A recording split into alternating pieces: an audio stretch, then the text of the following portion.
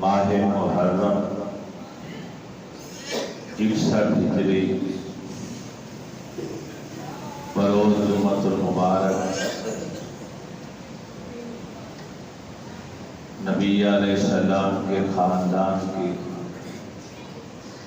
بزرگوں نے، بڑوں نے، بچوں نے دین اسلام کی حفاظت کی خاطر اپنی جانوں کا نذرانہ پیش کیا۔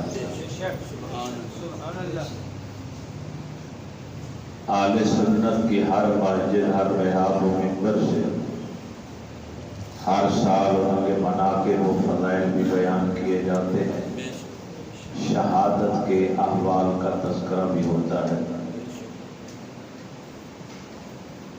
بہت کم مساجد ہیں جہاں پر علماء یہ بھی بتا دیتے ہیں کہ قاتلوں کا انجام کیا ہوا۔ کربلا تک ہم چلے جاتے ہیں، اس سے آگے بات نہیں کرتے۔ گزشتہ جمعۃ المبارک کو ہم نے شہادت کا تذکرہ کیا تھا، احوال بیان کیے تھے۔ معتبر ترین روایات کے مطابق 2 دن اہل بیت اطہار کو قید میں رکھا گیا، خطرہ لاحق ہوا کہ اقتدار کو خطرہ ہے، کئی جگہوں پر مزاحمتیں شروع ہو چکی ہیں، لہذا ان کو زیادہ دیر تک اپنے پاس رکھنا نقصان دہ ہے۔ 39 سالہ جدید نے فوری طور پر رہائی کا حکم دے دیا۔ حضرت نعمان بن بشیر رضی اللہ تعالی عنہ ملازم تھے لیکن محب اہل بیت تھے، ان کی معیت میں یہ قافلہ مدینہ طیبہ روانہ کیا۔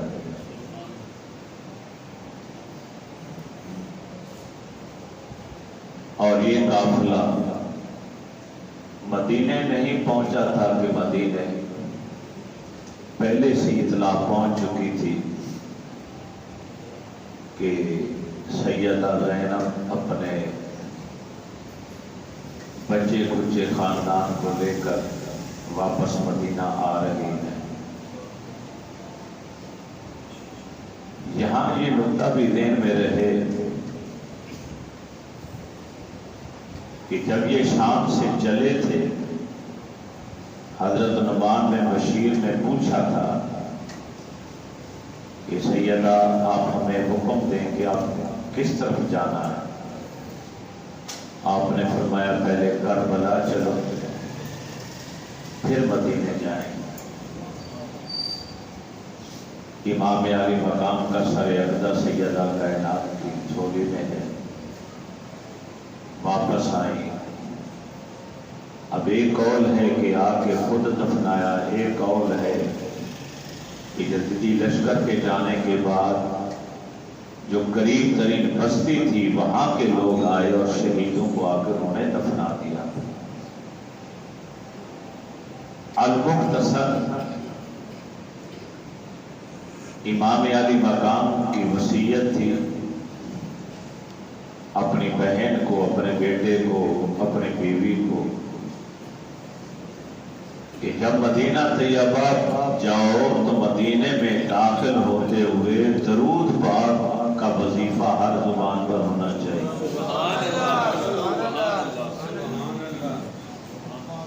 آج بھی ہر زائر کے لیے یہی حکم ہے کہ جو بھی مدینہ طیبہ کے باہر رہنے والا یا باہر چلا جائے پھر واپس آئے تو مدینہ طیبہ کی حدود میں داخل ہوتے ہوئے وہ درود پاک پڑھتا ہوا داخل ہو۔ حاضرین وہ منظر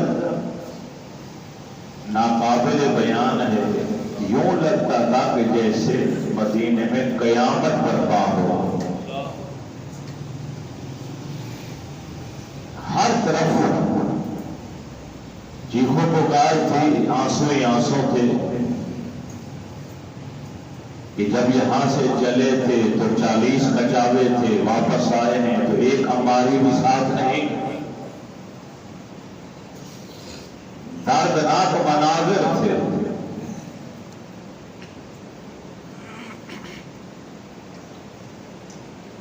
نانا جان کے روضہ پاک کی جالیوں سے آ کے دیواروں سے لپٹ جاتے ہیں، تربت پاک پر لپٹ جاتے ہیں۔ امام علی مقام کا سلام عرض کرتے ہیں، آنسوں کے راستے دل ہی دل میں سارا حال بیان کر دیتے ہیں، کیونکہ اسلام ماتم کرنے کی اجازت نہیں دیتا، سینہ گوبی کرنے کی اجازت نہیں دیتا، خاک کو سر میں ڈالنے کی اجازت نہیں دیتا، اپنے بال کھولنے کی اجازت نہیں دیتا، اپنے کپڑے پھاڑنے کی اجازت نہیں دیتا، چیخو پکار کرنے کی اجازت نہیں دیتا۔ ہاں، یہ فطرت ہے انسان کی کہ جب دکھی ہوتا ہے تو اس کی آنکھوں سے آنسو ضرور نکلتے ہیں، یہ جائز ہے۔ نبی علیہ السلام ساری زندگی لوگوں کو صبر کی تلقین کرتے رہے، لیکن جب آپ کا اپنا بیٹا ابراہیم فوت ہوا تو آپ رو رہے تھے۔ ایک صحابی بول پڑے، یا رسول اللہ ہمیں صبر کی تلقین کرتے ہیں خود۔ فرمایا یہ رونا فطرت میں ہے، میرا جگر کا ٹکڑا ہے، میرا بیٹا ہے، دنیا سے جا رہا ہے، اب دل غمگین ہوگا تو آنکھوں سے پانی تو آئے گا، اس پر تو انسان کا کنٹرول ہی نہیں۔ تو پورا مدینہ رو رہا تھا، اشکبار تھا پورا مدینہ۔ نانا جان کے روضہ پاک سے نکلتے ہیں تو جنت البقیع میں آتے ہیں۔ سیدہ زینب اپنی اماں جان سیدہ کائنات بی بی فاطمہ کی قبر پر آتی ہے، امام حسن کو سلام کیا جاتا ہے، آنسو بہاتے بہاتے بیان کر دیا، امام حسن کو بتا دیا کہ آپ کا بیٹا قاسم نانا جان کے دین پر قربان ہو چکا ہے۔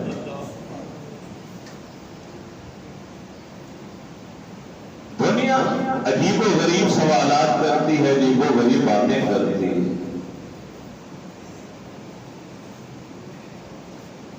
کہ بیسر و سامان کیوں گئے، اکیلے کیوں گئے، بچوں کو کیوں لے کے گئے، عورتوں کو کیوں لے کے گئے۔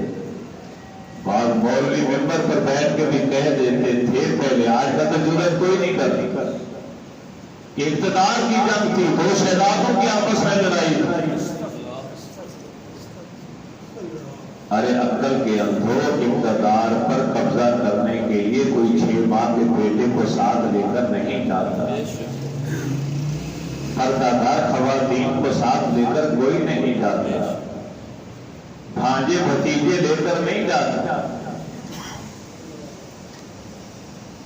یہ قدرتی قانون ہے میرے اللہ کا کہ حق جب بھی دنیا میں آیا ہے، اکیلا آیا ہے، تنہا آیا ہے، غیر مسلح آیا ہے۔ وہ فرعون کے دربار میں عمران کا بیٹا موسیٰ ہو، یا نمرود کے شاہی دربار میں تارون کا بیٹا ابراہیم ہو، یا مکہ کے تاجداروں کے سامنے عبداللہ کا در یتیم ہو، یا پھر یزیدیوں کے سامنے مولا علی کا نقد جگر آقا حسین۔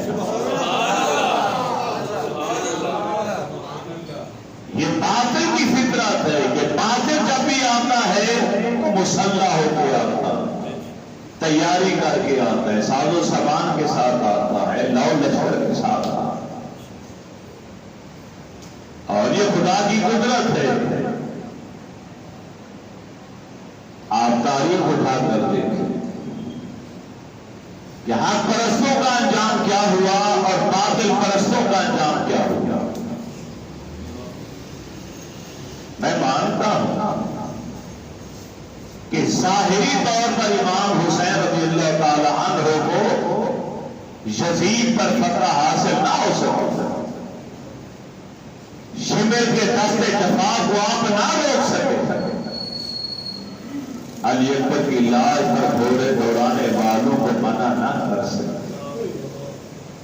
لیکن حقیقت شناس نگاہیں آج بھی دیکھتی ہے کہ حقیقی طور پر اصلی طور پر فتح کس کو حاصل ہوتی ہے،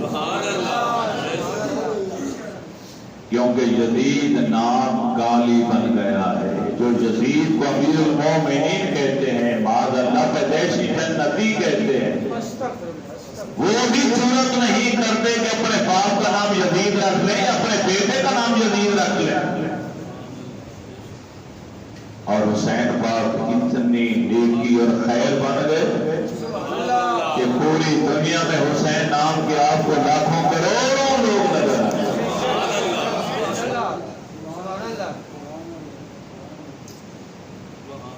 فرعون کو رب نے حکومت دی، سلطنت دی، مصر کا تخت و تاج دیا، بجائے رب کا شکر ادا کرنے کے وہ اسے اپنا قصب کمال سمجھ بیٹھا اور آنا ربکم الاعلی کہہ کر خدائی دعویٰ کر بیٹھا۔ نمرود کو اللہ نے سلطنت دی، بادشاہت دی، اس نے کیا کیا؟ اس نے بھی خدائی دعویٰ کر، بجائے اس کے کہ جس رب نے تمہیں سلطنت دی ہے اس کے آگے اپنی زمین ریاض کو جھکاؤ، نہیں ہے جاؤ۔ اہل عرب نے اگرچہ خدائی دعویٰ کسی نے نہ کیا، لیکن اپنے ہاتھوں سے تراش ہوئے بتوں کو، پتھروں کو خدا بنا بیٹھے۔ یزید بھی اپنے باپ سے حکومت لے کر آمریت کو قائم کر کے بیٹھ گیا، شخصی حکومت قائم کر کے بیٹھ گیا، ملوکیت کو قائم کر کے بیٹھ گیا۔ وہ بھی بھول گیا کہ یہ سلطنت حکومت مجھے ملی ہے تو دین اسلام کی خدمت کروں یا عوام کی خدمت کروں؟ نہیں۔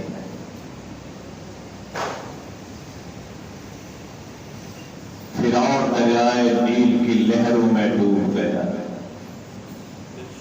کسی مصری نے ایک آنسو نہیں بہایا۔ نمرود کو لنگڑے مچھر نے تڑپا تڑپا کے ہلاک کر دیا، ایک رومی بھی نہیں رویا۔ عرب کا سردار ابو جہل کو دو پاسوں بچوں نے معاذ محبت نے ٹکڑے ٹکڑے کر کے رکھ دیا، عرب والے نہیں روتے۔ یزید درد بلند سے 3 دن تک سسکیاں لے لے کر تڑپ تڑپ کر ہلاک ہو گیا، کوئی کوفی نہیں رویا، مگر نہر فرات کے کنارے شہید ہونے والے حسین پر پوری دنیا رو رہے ہیں۔ پاکستان والے رو رہے ہیں، ہندوستان والے رو رہے ہیں، بنگلہ دیش والے رو رہے ہیں، سعودی عرب والے رو رہے ہیں۔ دنیا کا کون سا ملک ہے جہاں مسلمان نہیں بستے، جہاں محبان آل رسول نہیں رہتے؟ بلکہ جب امام علی مقام کی شہادت ہوئی تو 6 مہینے تک، اٹھائیے تاریخ الخلفاء، 6 ماہ تک آسمان کے کنارے سرخ رہے، اور بیت المقدس کے جس پتھر کو اٹھایا جاتا اس کے نیچے سے لہو نظر آ رہا۔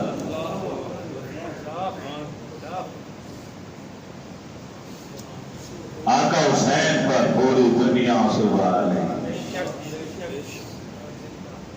یزید کے 14 بیٹے تھے یا 18 بیٹے تھے، اللہ جانے کتنے تھے، مگر ایک کا بھی نام و نشان کائنات میں نہیں ملتا۔ کوئی ان کا خیر خواہ بھی نہیں کہتا کہ یہ یزید کی نسل چلی آ رہی ہے۔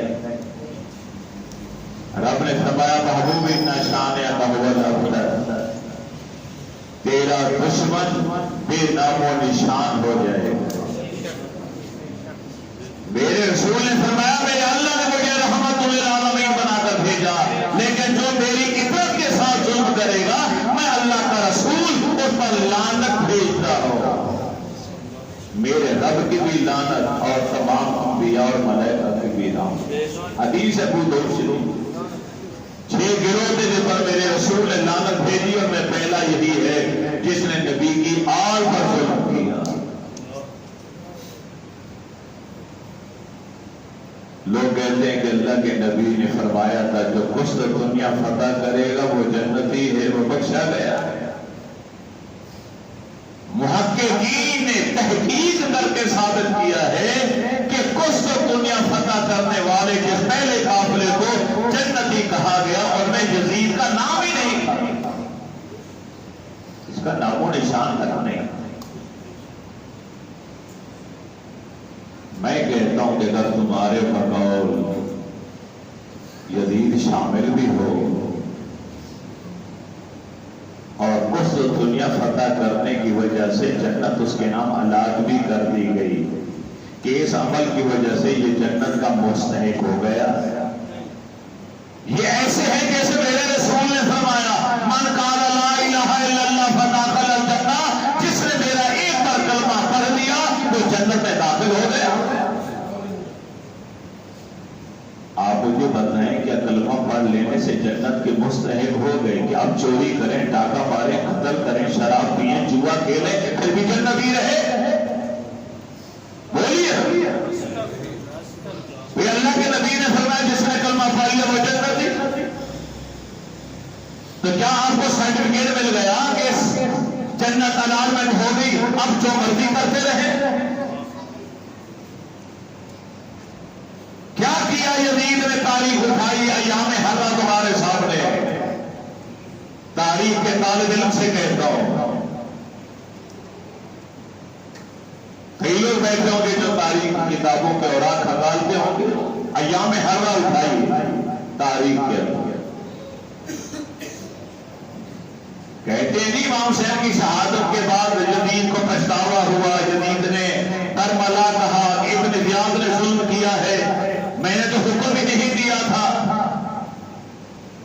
ارے بھائی اگر اس نے یہ کہا کہ میں نے حکم نہیں دیا تو اس کے بعد تو اس کو توبہ کر کے نیک بن جانا چاہیے تھا، مگر آقا حسین کی شہادت کے بعد اس نے لشکر بھیجا کہ جاؤ جا کے مدینے پر حملہ کرو۔ 3 دن تک میرے رسول کی مسجد نبوی میں یزیدی لشکر نے مسجد کے اندر گھوڑے باندھے، نہ اذان ہوئی، نہ تکبیر ہوئی، نہ نماز ہوئی۔ حضرت سعید بن مسیب مجنون بن گئے، اپنے آپ کو بچانے کے لیے منبر کے پیچھے چھپ گئے۔ کسی نے کہا آنکھوں سے نہ پینا، آخر عمر میں نبی نہ ہو۔ جب آپ حال بتا رہے تھے تو کسی نے پوچھا سعید آپ 3 دن تک مسجد نبوی کے منبر کے پیچھے چھپے رہے تو نماز نہیں پڑھی؟ فرمایا خدا کی قسم جب نماز کا وقت آتا تھا میرے نبی کی قبر سے اذان اور اللہ پر کی آواز آتی۔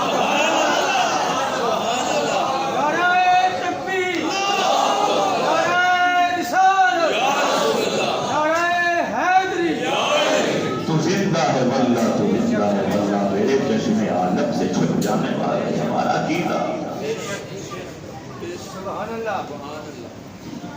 ہمارا صحابہ کو، حافظوں کو، قاریوں کو ٹکڑے ٹکڑے کر کے رکھ دیا۔ 1000 مدینہ طیبہ میں رہنے والی عورتوں کی عصمت کو لوٹا گیا، عزتوں کو لوٹا گیا۔ یزید نے اعلان کیا تھا کہ مدینہ اور مکہ میں 3 دن کے لیے تمہارے اوپر حلال کر دیتا ہو۔ جو لشکر والوں سے کہا جو بھی لوٹ سکتے ہو لوٹ لو، اور میرے رسول نے پہلے ہی فرما دیا تھا جو مدینے پر ظلم کرے گا، مدینے والوں پر زیادتی کرے گا، انہیں ڈرائے گا، دھمکائے گا، اللہ تعالیٰ اس کو اس طرح بے نام و نشان کر دے گا، مٹا کے پگھلا کے رکھ دے گا جتنا سیسا آگ میں پگھل جاتا۔ حدیث ہے وہ شیعہ کے خیر خواہوں سے جو یزیدی ہیں، یزید کو مسلمان سمجھتے ہیں یا امیر المومنین، پیدائشی جنتی کہنے والوں اٹھاؤ تاریخ، کسی ایک مورخ بھی تمہارے حق میں نہیں بولے گا۔ تاریخ کی مستند ترین ہر کتاب پکار پکار کر کہہ رہی ہے کہ مدینے سے لشکر روانہ ہوا اور مکے پر حملہ ہوا۔ مکے والوں نے اپنا دفاع کیا تو یہاں بھی سینکڑوں لوگوں کو قتل کر دیا، سینکڑوں لوگ۔ کعبے کا غلاف جلا دیا گیا، کعبے پر پتھر برسائے گئے، مکہ والوں کے مکانات چھتیں گر گئی، منجنیق کے ذریعے پتھراؤ ہو رہا تھا۔ ارے جو مدینے پر حملہ آور ہو، جو مکے پر حملہ آور ہو، مسجد نبوی کی حرمت کو پامال کرے، خانہ کعبہ کی حرمت کو پامال کرے، تم انہیں پیدائشی جنتی کہتے ہو؟ یہ واقعہ تو 61 ہجری کے بعد کا ہے۔ اگلے سال ہی اس نے لشکر بھیج دیا، کیونکہ 3 سال زندہ رہا۔ 61 ہجری میں واقعہ پیش آیا اور 64 میں وہ دنیا سے چلا گیا۔ اگر اسے پچھتاوا ہوتا، اگر اسے حکم نہ دیا ہوتا تو پھر آقا حسین کی شہادت کے بعد مکے اور مدینے کی عزتوں کو پامال نہ کرنا۔ نبی علیہ السلام کے صحابی حضرت ابو درداء رضی اللہ تعالیٰ عنہ رو رو کر اعلان کرتے ہیں، ارے اللہ مجھے معاف کرے، اللہ مجھے معاف کرے، اللہ مجھے معاف کرے۔ ارے ہم نے بھی یزید کی بیعت کر لی تھی، لیکن جب دیکھا کہ وہ تو قرآن اور سنت کے خلاف چل رہا ہے، حلال کو حرام، حرام کو حلال قرار دے رہا ہے، رضائی ماں کے ساتھ اور بہن کے ساتھ نکاح جائز قرار دے رہا ہے، دن رات شراب کے نشے میں دھت رہتا ہے، خدا کی قسم ہم ڈر گئے کہ کہیں آسمان سے آگ کے پتھر نہ برسنا شروع ہو جائے۔ ہم نے یزید کی بیعت کو توڑ کے رکھ دیا۔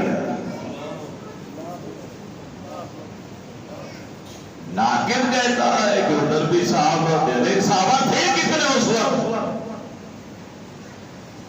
نبی علیہ السلام کا جب وصال مبارک ہوا خود آقا حسین 4.5 سال کے تھے، 4.5 سال کی عمر تھی یا 5 سال کی عمر، بہت مشکل ہو گیا۔ 61 ہجری میں تمام صحابہ میں سے اکثریت فوت ہو چکی، جو زندہ سلامت تھے وہ بزرگ ہو چکے، کوئی ضعیف ہو چکا، کوئی آنکھوں سے نابینا ہو چکا، لیکن اس کے باوجود آج کے قریب صحابہ امام حسین کے ساتھ کربلا میں ساتھ گئے۔ حضرت حبیب ابن مظاہر کا نام آپ نے سنا، 80 سال کے بزرگ صحابی نواز رسول کی خدمت گزار بن کر ساتھ گئے، اور نواز رسول کی شہادت سے پہلے حبیب ابن مظاہر صاحب یہ رسول کی شہادت ہے، اور شہید ہوتے ہوتے بھی 65 یزیدیوں کو جہنم پہنچا کر اپنی جان دی۔ کتنے یزیدیوں کو مارا؟ 80 سال کا بابا ہوا، اور ایمان کی قوت کتنی، تربیت تھی میرے رسول کی، صحبت کا زمانہ پایا تھا میرے نبی کا، ایمانی قوت اور ایمانی طاقت۔ آج ہم روزانہ دعائیں مانگتے ہیں، ہر نمازی دعا کرتا ہے، عالم شریف پڑھتے ہیں کہ نہیں؟ ہر رکعت میں سورہ فاتحہ پڑھتے ہیں، 5 وقت ہر مسلمان نماز میں کہتا ہے یا اللہ اہدنا الصراط المستقیم، مجھے سیدھا راستہ دکھا، سیدھی راہ پر چل۔ آگے خود ہی کہتا ہے نمازی صراط الذین انعمت علیہم، یا اللہ مجھے ان لوگوں کے راستے پر چلنے کی توفیق دے جو تیرے انعام یافتہ لوگ ہیں۔ اور قرآن پاک نے انعام یافتہ لوگوں کے 4 گروہ بتائے،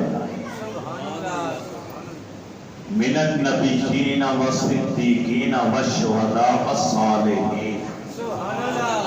یہ 4 گروہ ہیں جن پر اللہ کا انعام آیا، جن کے راستے پر، جن کی سیرت و کردار کو اپنانے پر تم دعائیں مانگتے ہو رب سے 5 وقت، یا اللہ مجھے انعام یافتہ لوگوں کی راہ پر چلنے کی توفیق عطا فرما۔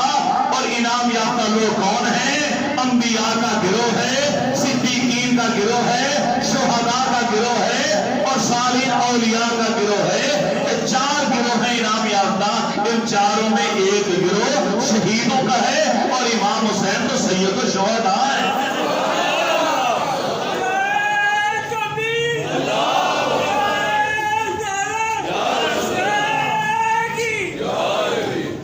ہر نمازی دعا کرتا، یا اللہ مجھے سیدھی راہ پر چلا، اور سیدھا راستہ ان لوگوں کا جن پر تو نے انعام کیا، انعام علیہم، جو تیری انعام یافتہ لوگ۔ تو قرآن سے ہم نے سوال کیا کہ قرآن تو بتا انعام یافتہ لوگ کون ہیں؟ قرآن نے ہمیں کہا پہلے نمبر پر انبیاء ہیں، نبیوں کا راستہ، نمبر 2 صدیقین کا راستہ، نمبر 3 شہیدوں کا راستہ، نمبر 4 اولیاء صالحین کا راستہ۔ ان کے راستے پر، ان کے نقش قدم پر چلنے کی ہر نمازی 5 وقت نماز پڑھتے ہوئے دعا کرتا ہے۔ اور امام حسین ان شہیدوں کے سردار، جنتی جوانوں کے سردار۔ وہ جب تم 5 وقت رب سے کہتے ہو کہ یا اللہ امام حسین شہیدوں کے سردار ہے، ہمیں شہیدوں کے نقش قدم پر چلا، تو پھر تمہارے اوپر لازم ہے کہ آقا حسین کی سیرت کو اپناؤ، آپ کے کردار کو اپناؤ، آپ کے عمل کو اپناؤ، اسوہ شبیری کو اپناؤ۔ بھنگ پی لی، چرس استعمال کر لی، نشہ کر لیا، سڑکوں پہ آ کے تم نے ماتم کرنا شروع کر دیا، یہ اسوہ شبیری نہیں ہے۔ اسوہ شبیری ہے نماز پر، اسوہ شبیری ہے قرآن کی تلاوت پر، اسوہ شبیری ہے حق کے راستے پر کھڑے ہو جائے، ظالم کی آنکھوں میں آنکھیں ڈال کے بات کرنا اور مظلوم کا ساتھی بن کے کھڑے ہو جائے، غریبوں، یتیموں، بیواؤں کی مدد کرنا، یہ اسوہ شبیری۔ خود ہی بھی بلغیر پر کہتا ہے، ہر عالم، ہر مولوی، ہر ذاکر کہتا ہے کہ تھر کربلا میں تھا اور سر میلے کی نوک پر تھا، پھر بھی قرآن سناتے چلے جا رہے تھے۔ ہر ذاکر، ہر مولوی چیخ چیخ کے کہتا ہے کہ کربلا کی تپتی ریت کے اوپر بھی شہید ہونے سے پہلے آپ نے فرمائش کی، شمر میرے سینے سے اتر جا، میں رب کی بارگاہ میں سجدہ کروں۔ مولا علی کی شہادت مسجد کے اندر نماز پڑھتے ہوئی آقا حسین سجدے میں گئے تو سر کاٹا گیا۔ تو کیسا ہے علوی یا کیسا حسینی ہے یا کیسا محب اہل بیت ہے، نہ تیرا رشتہ مسجد کے ساتھ، نہ تیرا تعلق نماز کے ساتھ، اور نہ تیرا تعلق قرآن کی تلاوت کے ساتھ۔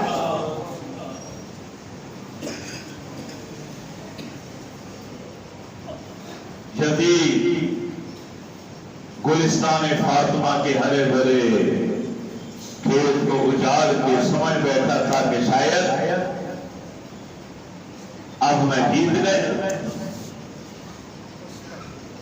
مگر وہ لمحہ آ گیا جس سے کوئی عالم، کوئی ان پڑھ، کوئی دیہاتی، کوئی شہری، کوئی چھوٹا، کوئی بڑا، کوئی امیر، کوئی فقیر، کوئی ولی، کوئی نبی پیغمبر بچ نہیں پایا۔ موت کا وقت آ گیا، درد بلند اٹھا پیٹ کیا۔ درد بلند کہتے ہیں کہ انتڑیوں میں کیڑا بن جائے۔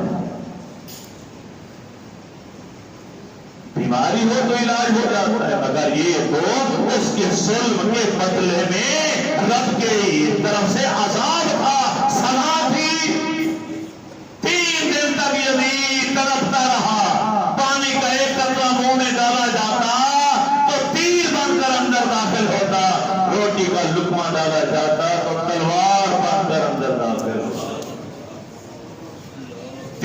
دن تک 39 سالہ یزید تڑپ تڑپ کے مر گیا، مگر مرنے سے پہلے اس نے اپنے بیٹے معاویہ کو بلایا اور کہا کہ یہ سلطنت میں تیرے حوالے کروں۔ اپنے والد حضرت امیر معاویہ رضی اللہ تعالیٰ عنہ کے نام پر اس نے اپنے بیٹے کا نام بھی معاویہ رکھا ہے۔ سوائے کے معاملے کا اٹھا کر دیکھ لیجیے، البدایہ والنہایہ، معتبر ترین کتابیں اٹھا کر دیکھ لیجیے کہ یزید کے مرنے کے بعد لوگوں نے زبردستی اس کے بیٹے کو تخت پر بٹھایا، مگر وہ روتا ہوا چیختا ہوا تخت سے اٹھ کے کھڑا ہو گیا۔ مجھے اس تخت کے نیچے سے اہل بیت اطہار کے لہو نظر آتا ہے، ارے میں سے تخت پر تھوکتا بھی نہیں کہ آل رسول کو تحقیر کر کے جو حاصل کیا گیا ہو، مجھے تخت وہ نہیں چاہیے۔ اس نے ایک تقریر کی جو تاریخ کے اوراق پر آج بھی موجود ہے۔ علامہ ابن حجر عسقلانی رحمۃ اللہ تعالی علیہ وہ تقریر نوٹ کی، وہ فرماتے ہیں کہ یزید کے بیٹے نے کہا، ارے 1450 سال گزر جانے کے بعد تجھے پتا چلا کہ یزید امیر المومنین رضی اللہ تعالیٰ عنہ پر جیسے جنتی ہے، جو گھر میں بیٹا پیدا ہوا کیا اسے پتا نہیں تھا؟ بیٹا کیا کہتا؟ بیٹا کہتا ہے لوگوں کو فواد سنو، میں یزید کا بیٹا معاویہ اعلان کرتا ہوں کہ نواز رسول اور آل رسول کو شہید کرنے کا حکم میرے باپ یزید نے دیا تھا، میرے باپ نے کفر کیا اور قبر کے اندر وہ عذاب میں مبتلا ہے۔ بیٹے کے تاثرات تم اس کے اپنے بیٹے سے زیادہ خیر خواہ بن گئے۔ اتنا یزید اچھا لگتا ہے تو اپنے باپ کو یزید کہنا شروع کر دو، اپنے بھائی اور بیٹے کو یزید کہنا شروع کر دو۔ اپنے حجرے کے اندر بند ہوا، اندر سے کنڈی لگائی، 15 دن تک معاویہ بن یزید کمرے سے باہر ہی نہیں نکلا، روتا رہا روتا رہا۔ جب آوازیں آنا بند ہو گئی، بند میں سے لوگوں نے دروازہ توڑا تو اس کی میت پڑی تھی، یعنی موت کو قبول کر لیا، مگر باپ یزید کے تخت پر بیٹھنا گوارا نہیں، کیونکہ اس کے دل میں بھی میرے نبی کی آل کا پیار ہے۔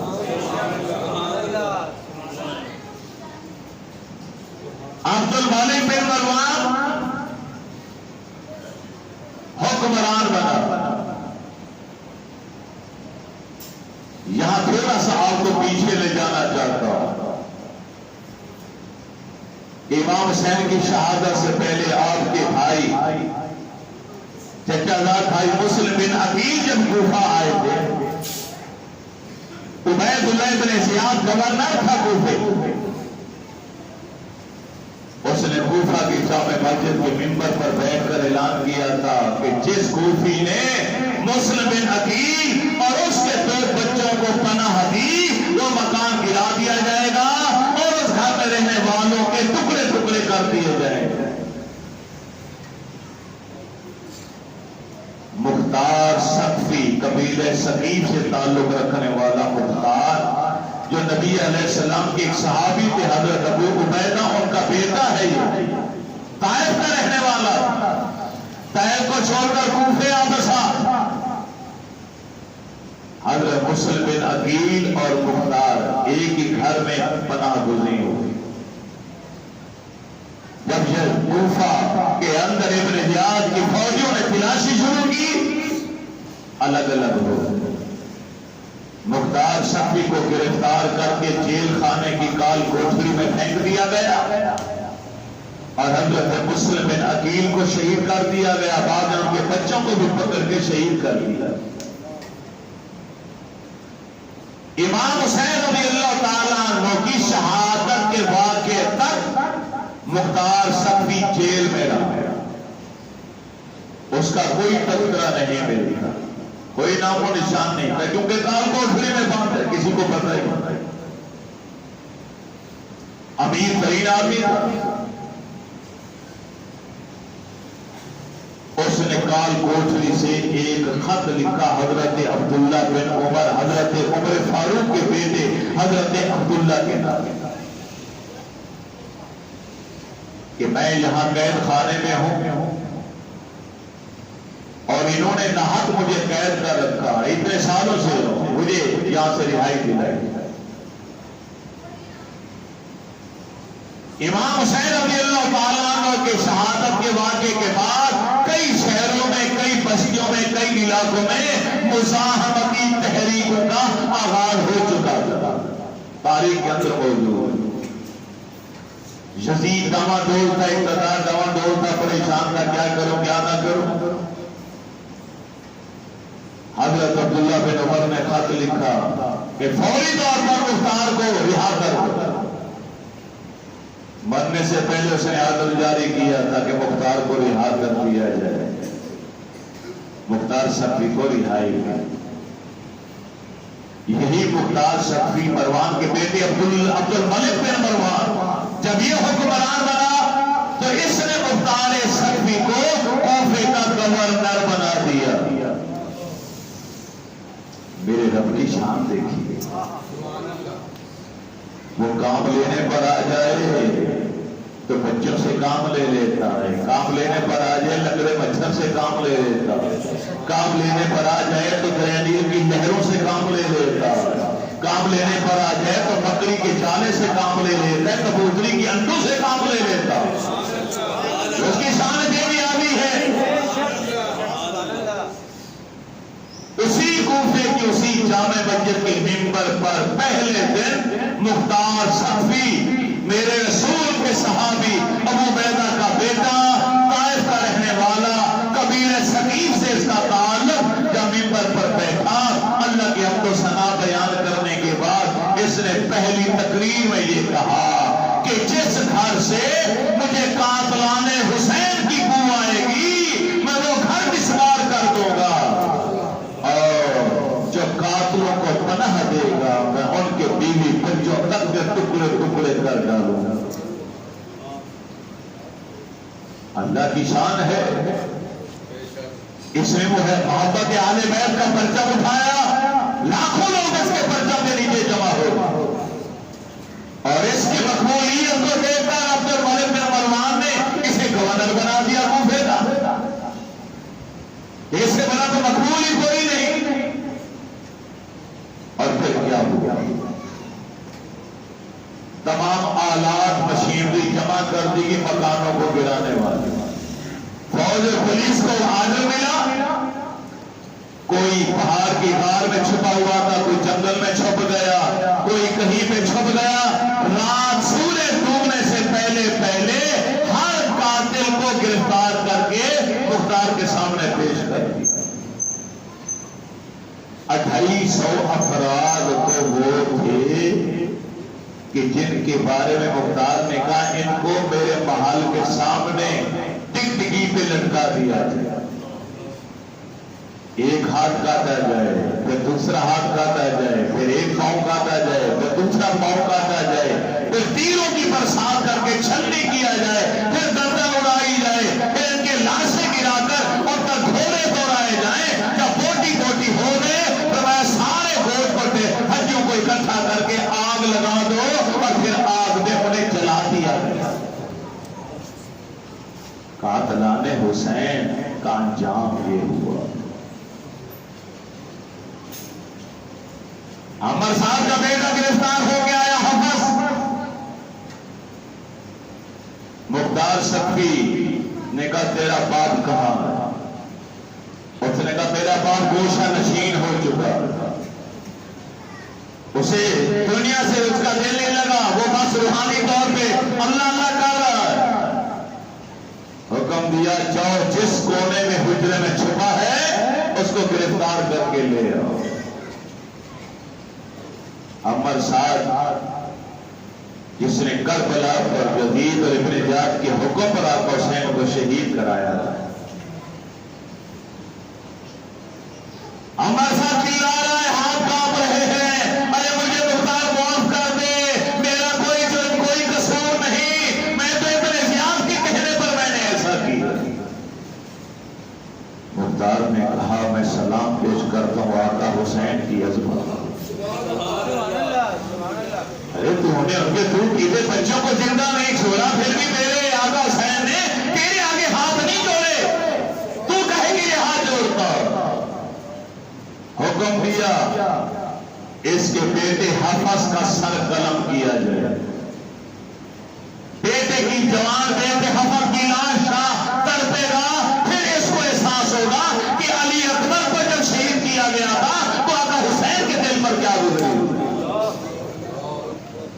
अमर साहब की आंखों के सामने उसके जवान बेटे हफस का सर अलग धर और फिर जल्लाद को इशारा हुआ, अमर साहब के भी 2 टुकड़े करके रख दिए। हमला बुलाया, अरे तू ही वो शकील बदबख्त इंसान है जिसने तीर मारा था अली असगर के हल के अंदर। टिकटिकी पे बांध दिया गया। पर मैं तीर मारो, इतने तीर बरसाओ मुझे इसके जिस्म का कोई हिस्सा नजर ना आए जहां तीर पैवस्त ना हो। सर से लेकर पांव तक तीर पैवस्त हो गए, तरफ तरफ के मर गया है। खोली बुलाया, अरे तू है वो बदबख्त इंसान जिसने भिक्षा मारा था आका हुसैन के सीने, बाद में तूने सर काट कर मेरे की लो पे चलाया था। ऐ बदबख्त इंसान, मैं तुझे जितनी सजा दूं कम है, मगर फिर भी अपने हाथ मेरे आगे कर। अब वो कांपते हुए कहता है, मैं सारा दिन जंगलों में भटकता रहा, फिरता रहा, अरे रेगिस्तानों में शदीद प्यासा हो तो कतरे पानी पिला दे खुदा के लिए। मुख्तार सफी की आंखों में खून हो रहा है। फरमाया क्या तूने सर काटने से पहले मेरे हुसैन को पानी पिलाया था? रसूलुल्लाह के जिगर के टुकड़े को पिलाया था तूने, जो खून है मेरे नबी का, रसूलुल्लाह का खून है, औलाद है मेरे नबी।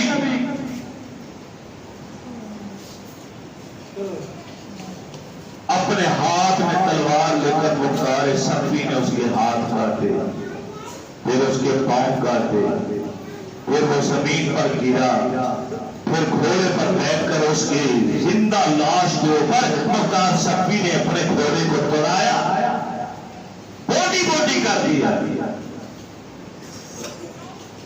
उबैदुल्लाह इब्न ज़ियाद समझ बैठा था कि गुलिस्तान फातिमा के फूलों को मुरझा जाने पर मजबूर कर देने के बाद मुझे इनाम के तौर पर यजीद से मूसल की हुकूमत हुक्मरानी मिल गई है, अब मेरा कोई कुछ बिगाड़ नहीं सकता। मगर वो नहीं जानता था कि अल्लाह ताला की लाठी पे आवाज हुआ करती। मुख्तार सफी कहरे खुदाबंदी की सूरत में नमूदार हो चुका। इब्राहिम बिन मालिक अशतर की ड्यूटी लगाई, फरमाया जाओ लश्कर लेकर इब्न ज़ियाद के मुकाबले में उसे जिंदा या मुर्दा ले आओ मेरे पास। इब्राहिम बिन मालिक अशतर आते हैं, फौज कम है, असला कम है। इब्न ज़ियाद के पास फौज भी ज्यादा, असला भी ज्यादा, मगर क्योंकि मेरे रब की नुसरत इनके साथ थी, अल्लाह ने इनको फतह दी। इब्न ज़ियाद ने कई पैगाम भेजे सुलह के लिए, उसने कहा नहीं कोई आदर ही नहीं। आगे लड़ता हुआ मारा गया, फिर उसका सर काटा गया, फिर उसका सर नेज़े की नोक पे चढ़ाया गया। जितना आका हुसैन का सर नेज़े की नोक पर चढ़ाकर इब्न ज़ियाद के दरबार में कूफे में लाया गया था, इस तरह पहले इब्न ज़ियाद का सर काट कर आज मुख्तार सफी के दरबार में उसी कूफा के अंदर दारुल सल्तनत में लाया गया। एक एक कातिल फरमाया जिन्होंने नेरे फुरात पे कब्जा किया था सब मार दिए जाए, जिन्होंने लाशों में घोड़े दौड़ाए सारे मार दिए जाए, जिन्होंने पानी नहीं पिलाया था, जिन्होंने तीर बरसाए थे, अल मुख्तासर मुख्तार सफी अल्लाह की तरफ से कहर बनकर नाजिल हुआ और एक एक कातिल को जहन्नम में पहुंचा दिया।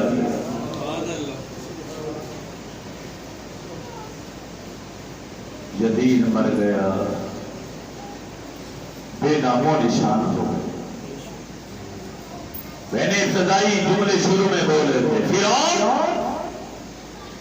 बातिल परस्तों का अंजाम क्या था और हकीकी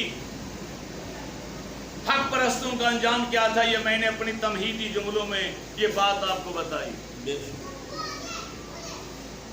कि फिरौन दरियाए नील की लहरों के हवाले कर दिया गया। एक भी मिस्र में रहने वाला शख्स फिरौन के मरने पर, अपने रब के मरने पर नहीं रोया। नमरूद को लंगड़े मच्छर ने हलाक कर दिया, तड़पा तड़पा के मारा, कोई रूमी नहीं रोया। अबू जहल अरब के ताजदार सरदार को मादर मोहम्मद 8-9 साल के बच्चों ने टुकड़े टुकड़े करके रख दिया, मक्का वाले नहीं रोए। यजीद दर्द कुलन से हलाक हो गया, इसी कूफी की आंख में आंसू नहीं आया।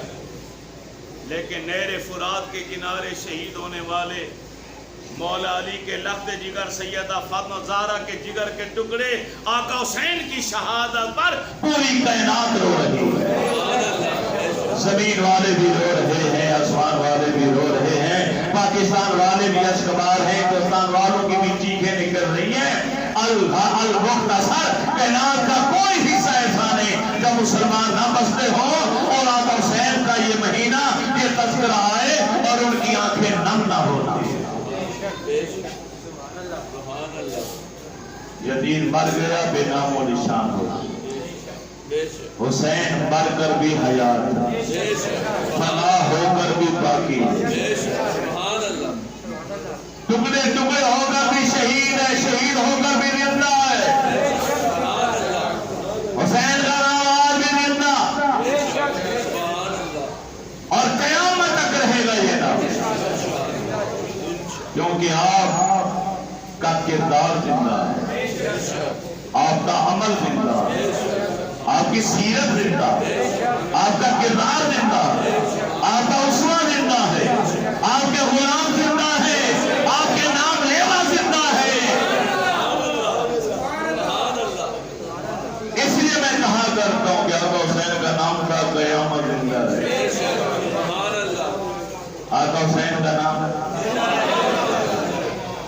इसलिए नहीं कि आप नवासे रसूल हैं, इसलिए भी नहीं कि आप नूरे निकाहे अली हैं, इसलिए भी नहीं कि आप जिगर गोशे बतूल हैं।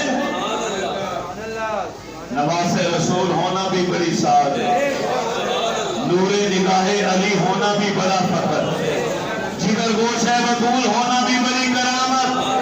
लेकिन आपका नाम इसलिए भी जिंदा रहेगा कि इनकी हिम्मत पर अली शेर खुदा को नाज है, अरे इस नवासे पर मोहम्मद मुस्तफा को नाज है, अरे इस नवासे पर मोहम्मद मुस्तफा को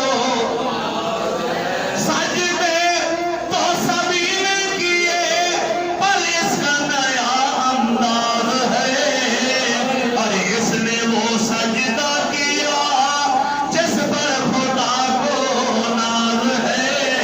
अरे नाज भी क्यों ना हो, सजदा जमीन वाले भी करते हैं, सजदा आसमान वाले भी करते हैं, सजदा फर्श वाले भी करते हैं, सजदा अर्श वाले भी करते हैं, अरे जन्नत की हूरें भी करती हैं, बहर के गिलमान भी करते हैं, कायनात का जर्रा जर्रा अल्लाह की हम्दो सना तस्बीह और तहलील बयान करता है। अरे दुनिया वालों, जमीन पर सजदा करना आसान, आसमान नीली छत के नीचे अल्लाह की दरबार लगाना आसान।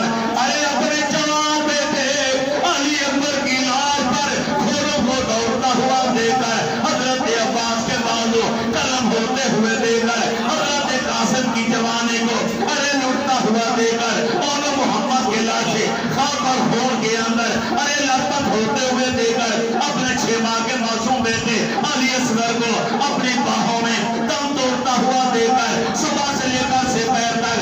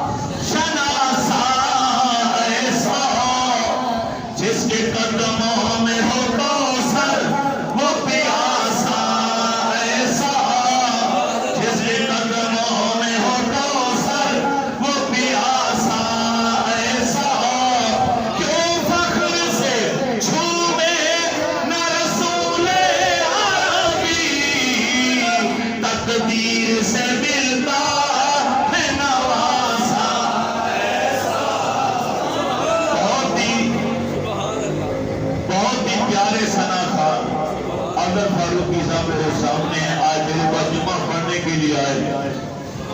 2-3 منٹ کے لیے میں نے بلاتا ہوں کہ منقبت کے 2-4 اشعار پر